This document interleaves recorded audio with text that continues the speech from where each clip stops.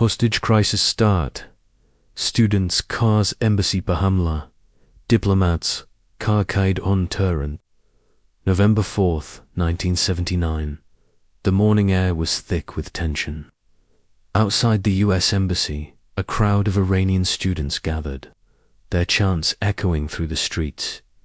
Death to America. Among them were young revolutionaries fueled by rage, ideology, and a sense of betrayal. The Shah, Iran's former ruler, had been granted asylum in the US for medical treatment. To the students, this was proof. America was still meddling. In Iran's future, inside the embassy, diplomats typed reports, unaware that history was about to be rewritten. Suddenly, the gates were breached. Students scaled the walls, overpowering guards. Chaos erupted. Barry Rosen, the press attaché, rushed to destroy classified documents. But it was too late. The invaders stormed in, shouting in Farsi, dragging staff from their offices. Ayatollah Khomeini, the spiritual leader of the revolution, did not stop them. In fact, his silence was approval. The students, calling themselves followers of the Imam's line, took 66 Americans hostage. For 444 days, the world watched as diplomacy failed, rescue missions collapsed, and lives hung in the balance. Inside the embassy, time froze. Hostages were blindfolded, interrogated, and isolated. Outside, Iran transformed its revolution, hardened into a regime. The crisis became a symbol of broken trust, of imperial wounds, of youth radicalized by history. And when the hostages were finally released on the day Ronald Reagan took office, it wasn't closure. It was a warning that ideology, once ignited, doesn't fade, it evolves. The streets of Tehran were no longer just streets. They were veins pulsing with revolutionary blood. Posters of Ayatollah Khomeini fluttered like flags of defiance, and graffiti scrawled across walls warned of imperialism's decay. Among the crowds, university students young, fervent, and politically awakened moved with purpose. They weren't just protesting. They were preparing to rewrite history with their own hands, too. Inside the US Embassy, the mood was cautious but routine. Diplomats typed cables, answered phones, and discussed the latest developments in Iran's volatile political landscape. The embassy had become a fortress of uncertainty, surrounded by a nation that no longer saw America as an ally but as a symbol of betrayal. Still, no one expected what was about to unfold. 3. The spark came when news broke that the United States had granted asylum to the Shah of Iran. To the revolutionaries, this was unforgivable. The Shah wasn't just a deposed leader, he was a tyrant who had tortured dissidents and sold Iran's soul to Western interests. By sheltering him, America had declared itself complicit. The students felt betrayed, enraged, and emboldened. 4. On the morning of November 4th, 1979, the students gathered outside the embassy gates. They called themselves followers of the Imam's line, invoking Khomeini's authority. Their plan was precise: scale the walls, breach the compound, and take hostages. Not for ransom, not for negotiation, but for justice, for symbolism, for revolution. The embassy was no longer a building. It was a battlefield. 5. The gates were overwhelmed. Guards were caught off guard.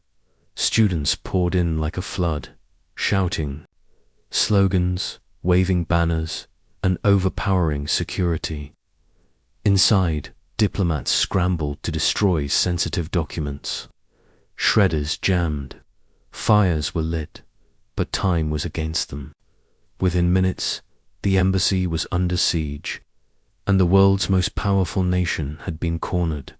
6 blindfolds were tied, hands were bound.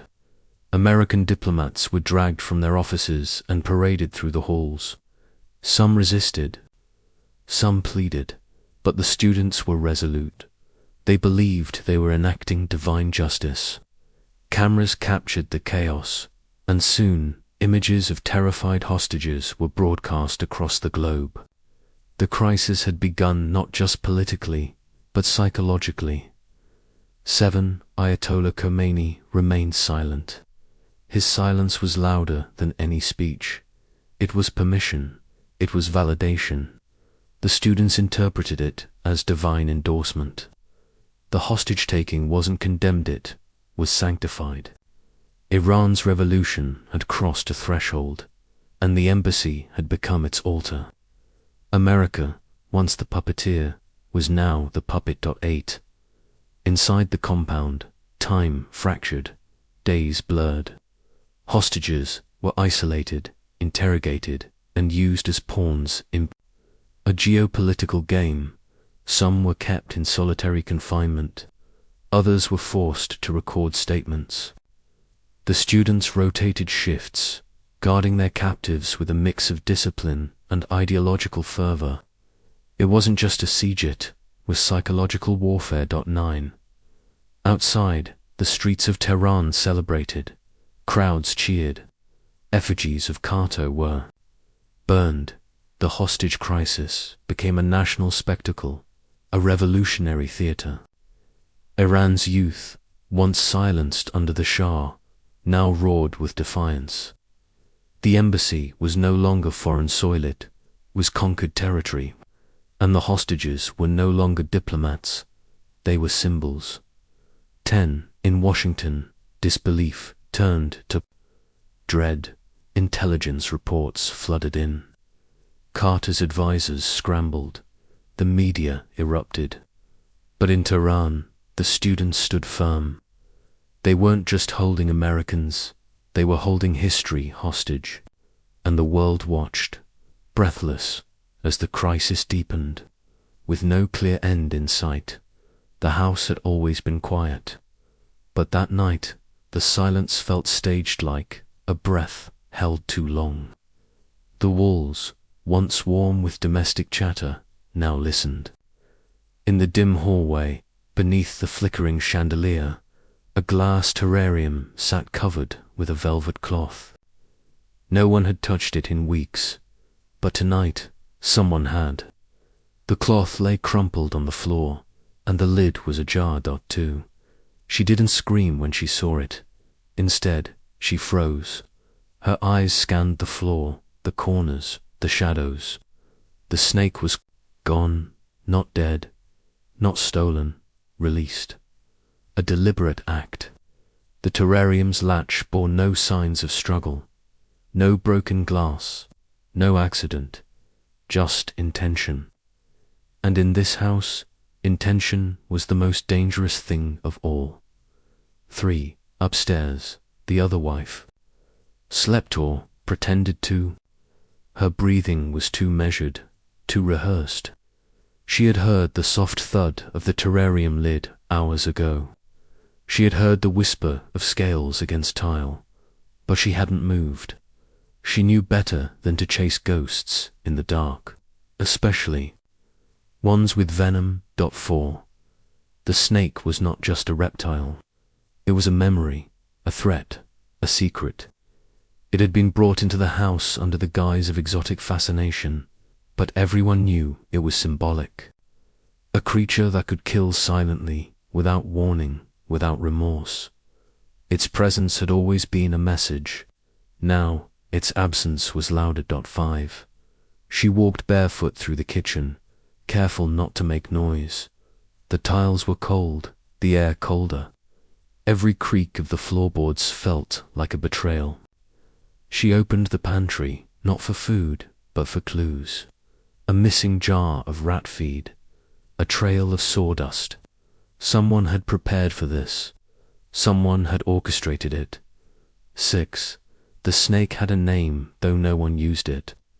Naming it felt too intimate, too human. It was simply her, as if the creature were an extension of one of the wives. Some nights, they swore it responded to whispers. Other nights, it vanished for hours, only to reappear coiled beneath the radiator. It had become part of the house's anatomy. 7. The children were away. That was no coincidence. The timing was perfect. No witnesses, no distractions. Just two women, one house, and a predator set loose.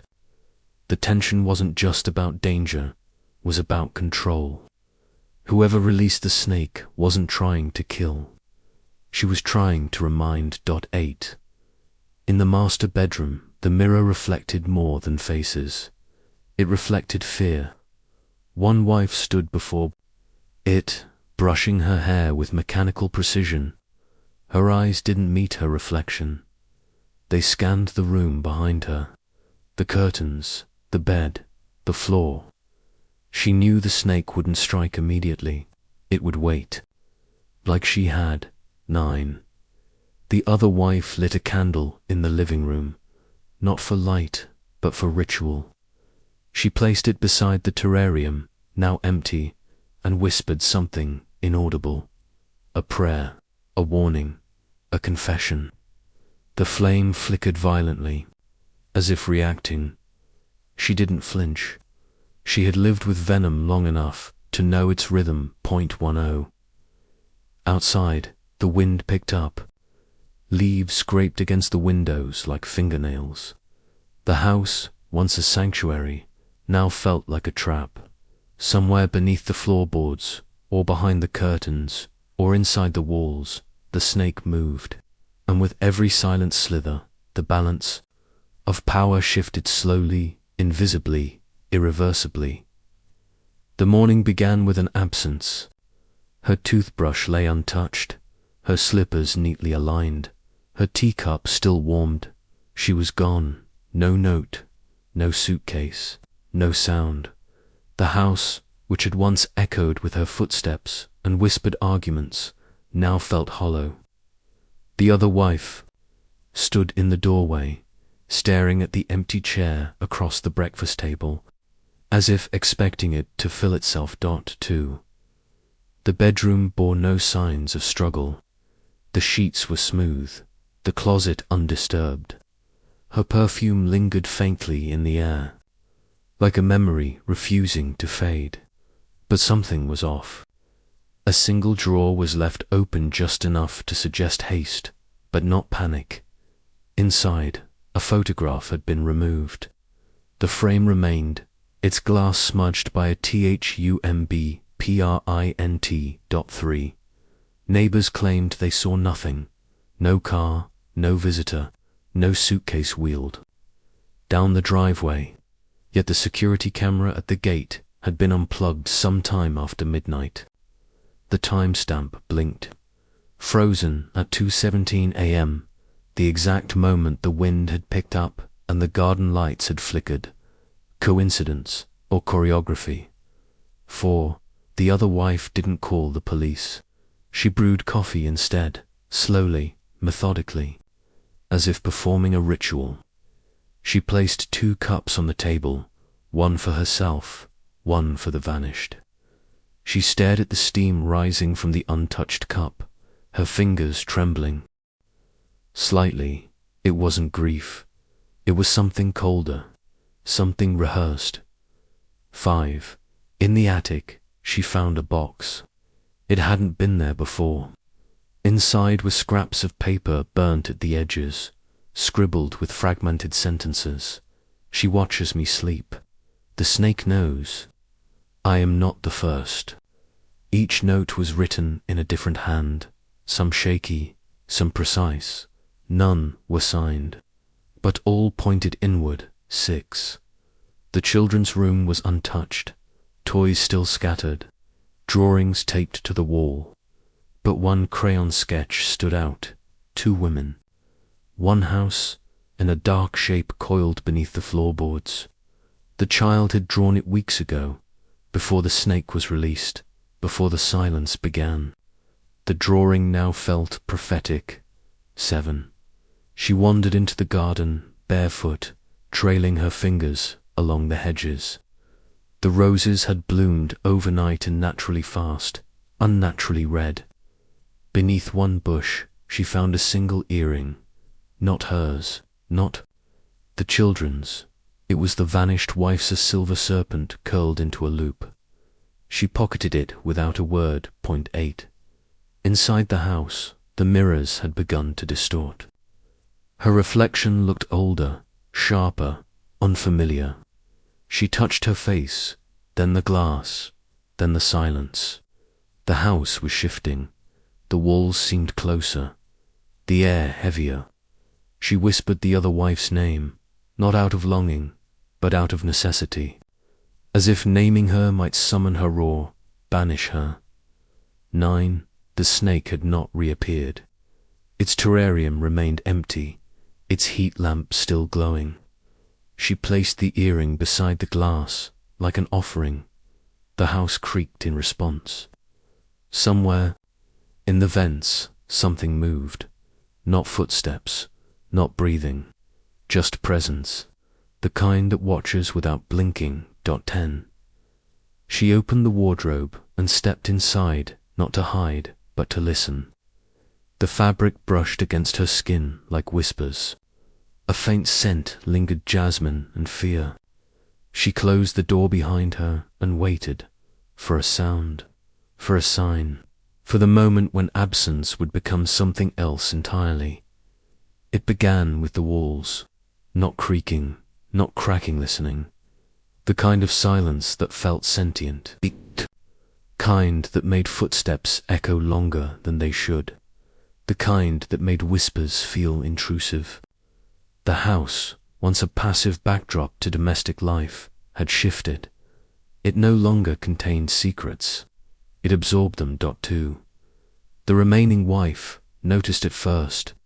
Her voice, when spoken aloud, seemed to bounce back differently, softer, slower, as if the house were filtering her words, deciding which ones to keep. She tested it, saying nonsense phrases, then confessions.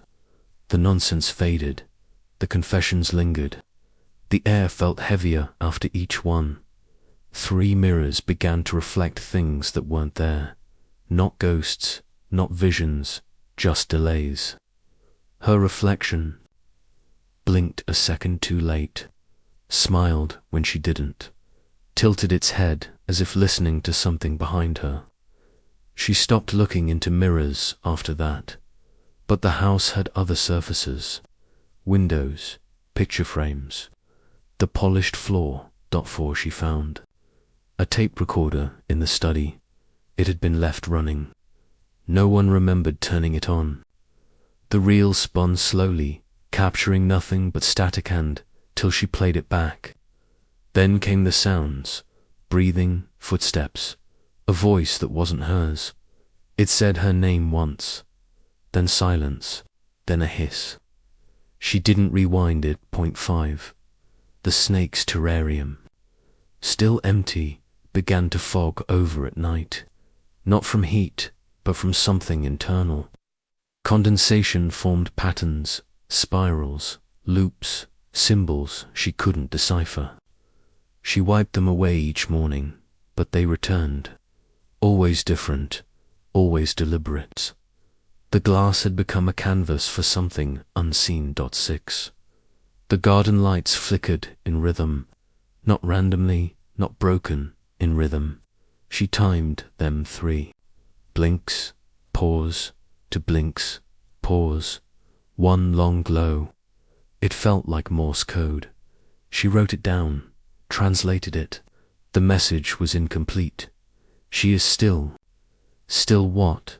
Still alive, still watching, still inside. 7. The house began to hum, low, almost imperceptible. She felt it more than heard it. In the floorboards, in the pipes, in her spine. It grew louder when she lied, softer when she told the truth. She tested it. I'm not afraid. The hum surged. I miss her. The hum faded. The house had become a lie detector. 8. She started speaking to the house directly. Not out of madness, but out of necessity. "What do you want?" she asked one night. The lights dimmed. Where is she? The wind pushed open a door. Did I do this? The hum returned. Louder, longer. The house didn't answer in words. It answered in atmosphere. 9. The photographs on the wall began to change. Not visibly, not instantly, but subtly. A smile vanished. A shadow appeared. One wife's eyes looked in a different direction. The snake, once absent from the background, now coiled behind a chair. She checked the originals. They were unchanged. Only the ones on display had shifted 0.10. She stopped sleeping. The house didn't allow it. Every time she closed her eyes, she heard breathing that wasn't hers. Every time she drifted off, she dreamed of rooms that didn't exist. A staircase that led nowhere. A door that opened into water. She woke with wet feet. The house was no longer shelter. It was witness. It came back without ceremony. No hiss, no strike, just presence. Curled beneath the radiator, its scales glinting faintly in the moonlight. The snake looked unchanged, but something in its stillness felt rehearsed, as if it had been waiting for the right moment to reappear, as if its absence had been part of the plan. 2. The remaining wife didn't scream. She stared. Her breath caught, but her body didn't move. The snake's eyes met hers, unblinking, unreadable. It wasn't fear she felt, it was recognition. The kind that comes when a secret returns in physical form. The kind that makes silence feel like a confession. 3. She knelt slowly, not to touch it, but to observe. Its body was coiled in a perfect spiral, like a symbol etched into the floor. She remembered the drawings in the attic, the fogged glass patterns, the child's crayon sketch. The spiral had always been there. The snake had simply stepped into its role. 4. The terrarium remained empty. She didn't return it. Instead, she left it open, like a doorway. The snake didn't approach it. It slithered past, tracing the edges of the room, brushing against furniture like a memory reclaiming space. The house didn't creak. It listened. 5. She followed it not out of curiosity, but obligation. The snake moved with purpose, pausing at thresholds, glancing at mirrors, circling the photograph frame that once held the missing wife's image. It stopped beneath the staircase, where the floorboards were uneven. She knelt again. There was something beneath. 6. She pried the boards loose.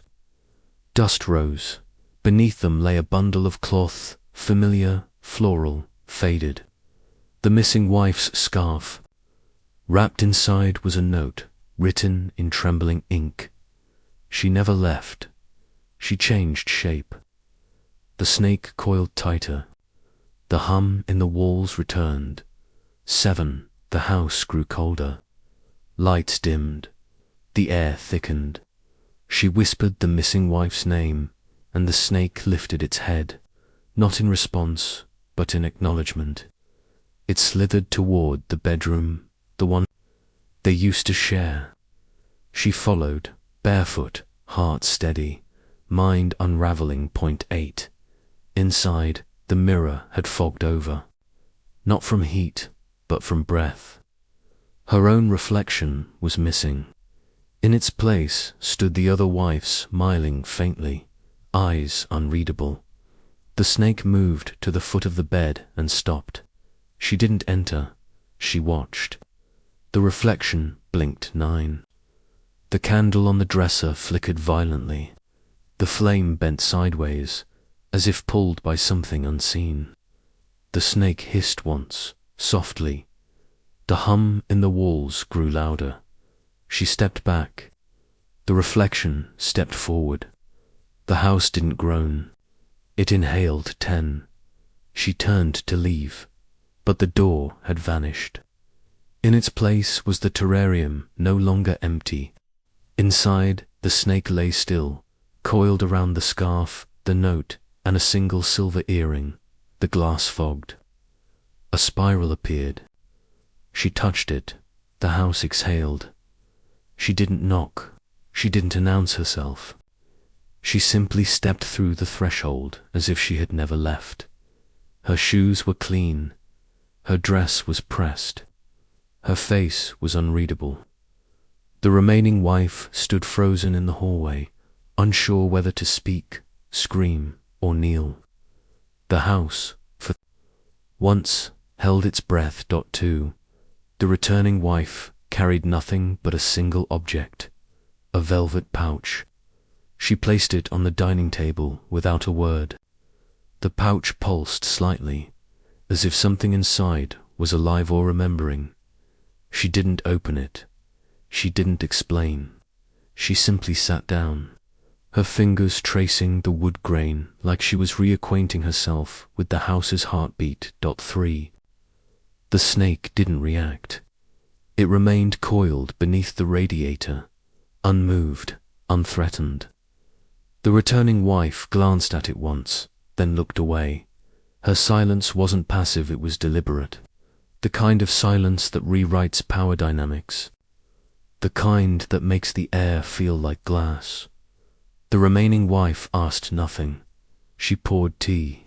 Her hands trembled, but her voice did not. "You were gone," she said.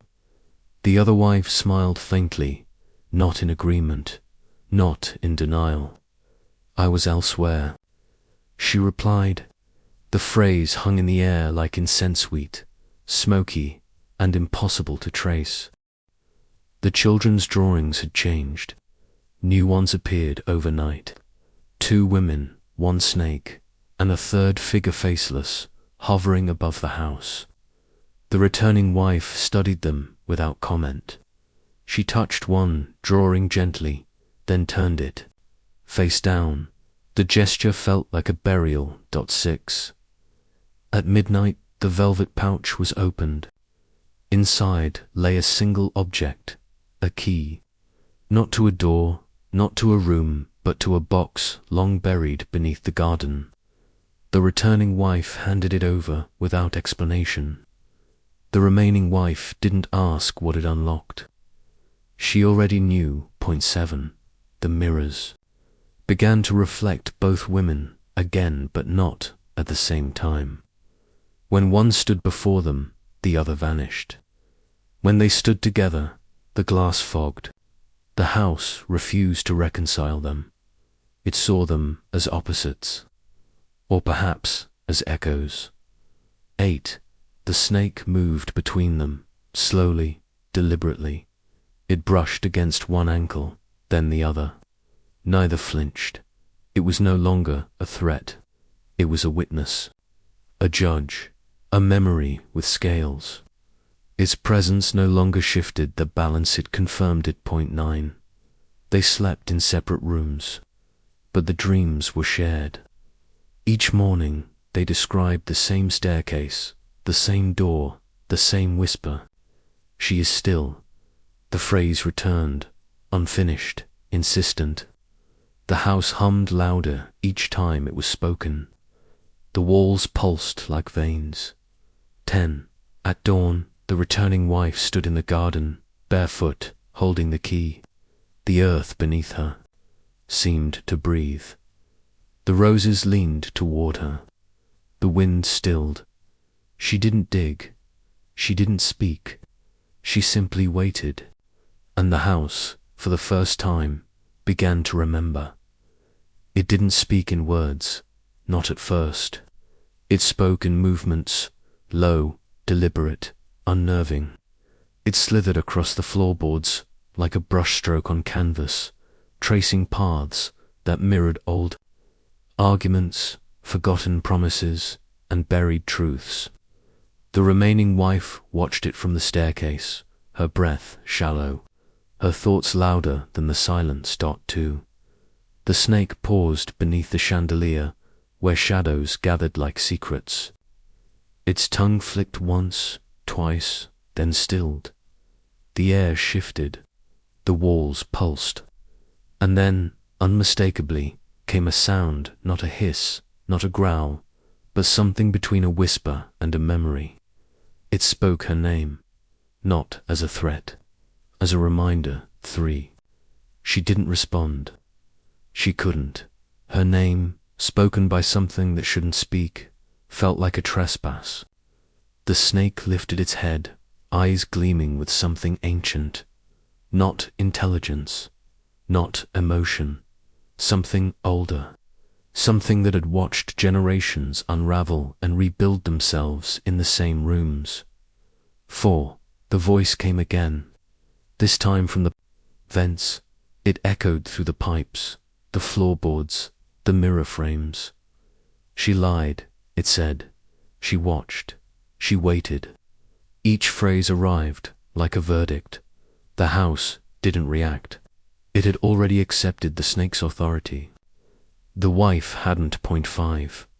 She followed the sound to the attic, where dust hung like fog and forgotten objects whispered their own stories. The snake was already there, coiled around a box she hadn't opened in years. Inside were letters, unsent, unread, each one addressed to the missing wife, each one ending with the same line, "I forgive you." 6. The snake uncoiled and slithered toward the window. Outside, the garden bloomed unnaturally. Roses opened in the moonlight. Vines twisted into symbols. The snake's voice returned, softer now, almost tender. She knew, she chose, she became. The wife pressed her hand to the glass. It was warmed. 7. She returned to the bedroom, where the mirror had fogged again. This time, her reflection was split 2 versions of herself, one calm, one trembling. The snake curled beneath the bed, its eyes glowing faintly. "You are both," it said. "You are neither." The mirror cracked. 8. The house began to hum in harmony with the snake's voice. The chandelier swayed. The photographs blurred. The velvet pouch on the table pulsed. She opened it again. This time, it held not a key, but a tongue silver, forked, impossibly still. She didn't scream. She placed it beside the TERRARIUM.9. The snake slithered into the hallway, where the walls had begun to breathe. It paused beneath the portrait of the 2 wives, then hissed once long, low, final. The voice returned, not from the snake, but from the house itself. She is listening. She is learning. She is becoming. 10. The wife sat on the staircase, the snake beside her, the house around her. She didn't speak. She didn't move. She simply listened. And the snake, now silent, watched her with eyes that held no malice-only memory, the kind that doesn't fade, the kind that waits. It began with the doors, not slamming shut, not locking with force, just refusing to open. Handles turned without resistance, hinges creaked, but the exit remained an illusion. The remaining wife tried each one, methodically, calmly, as if testing the limits of a dream. The house responded with silence, not denial. 2. Windows fogged. From the inside, not with moisture, but with memory. Scenes played across the glass, moments that hadn't happened yet.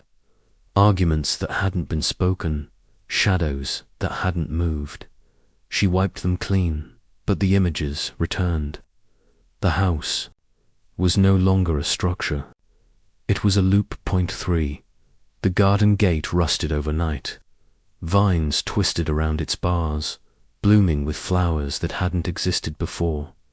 Petals shaped like eyes, thorns shaped like teeth. She reached for the latch, but the vines pulsed, not violently, not protectively, just knowingly.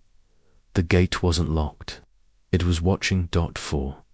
The phone lines went dead, not disconnected, just mute. She dialed numbers she remembered, numbers she invented, numbers she feared. Each call ended the same way, a breath on the other end, then a whisper, "She is still." The phrase returned, unfinished, echoing through the receiver like a prophecy. 5. The electricity dimmed, but never failed. Lights flickered in rhythm with her thoughts. The chandelier pulsed when she lied. The hallway lamp glowed when she remembered. The terrarium's heat lamp stayed constant, illuminating the snakes. Stillness like a shrine. The house had become a nervous system. 6. She tried to write letters, lists, maps, but the ink bled across the page, forming spirals, symbols, names she hadn't spoken aloud. The paper curled at the edges, as if rejecting her attempts to escape. Through language, the pen rolled off the table and didn't land. She never found it. 7. The attic door vanished. In its place was a wall smooth, seamless, unpainted. She knocked, it echoed. She pressed her ear against it. A heartbeat, not hers, not the house's. Something else, something waiting. She whispered the missing wife's name. The wall grew warm. 8. The mirrors stopped reflecting. They showed rooms she hadn't entered, versions of herself she hadn't become. One smiled, one wept, one held the snake. She covered the mirrors with cloth, but the cloth grew damp. The reflections bled through. She stopped looking. The house didn't stop showing. 9. The staircase shortened. She counted the steps. 12, then 10, then 7. Each descent felt longer.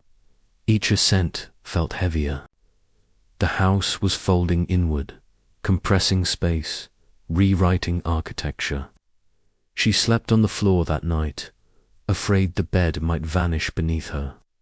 The snake curled beside her, silent. 10. At dawn, the house exhaled. The walls expanded. The doors remained shut. The windows remained fogged. She stood in the center of the living room, surrounded by furniture that had shifted slightly, as if nudged by unseen hands. The house had sealed itself not to trap her, but to keep something in. They arrived at dusk, when the house was at its quietest. No announcement, no warning, just the sound of small feet on gravel and the creak of the front gate. The remaining wife stood at the window, watching them approach. Their faces were unreadable, their movements rehearsed. They didn't run, they didn't smile. They simply entered. 2. Their rooms had been untouched, toys still scattered, drawings still taped to the walls. But something had shifted. The colors in the sketches had darkened. The figures had multiplied. One drawing showed two mothers, one snake, and a third figure with no face. Another showed the house split in half, bleeding from the roof. 3. The children didn't ask where she had gone. They didn't mention the missing wife. Instead, they spoke in fragments. The garden changed. The mirror blinked. The snake whispered. Their sentences were disconnected, yet strangely aligned, as if they had rehearsed them, as if they had been taught. 4. At dinner, they ate in silence. The candle flickered between them, casting shadows that didn't match their movements. One child reached for salt, but the shaker slid away. Another tried to drink, but the glass fogged over. The house was responding not to their presence, but to their return. 5. That night, they slept in the same room, not out of fear, but instinct. The snake curled beneath their bed, unmoving. The wife watched from the doorway, unsure whether to intervene or observe. She whispered good night. They didn't reply.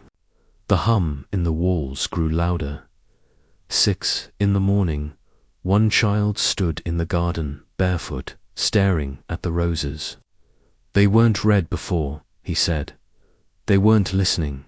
The vines twitched, the petals pulsed. He reached out, but the thorns bent away. The garden had accepted him, or remembered him. Point 7. The other child found the velvet pouch. It had been left on the bookshelf, untouched since the returning wife's arrival. He opened it without hesitation. Inside was the silver tongue, still gleaming. He held it up to the light, then placed it on the terrarium. The snake hissed once, softly. 8. They began to speak in unison. Not often, just enough to unsettle. She is still, she is watching, she is beneath. Their voices overlapped. Not perfectly, but rhythmically. The wife tried to ask what they meant. They smiled, but didn't answer. The house creaked.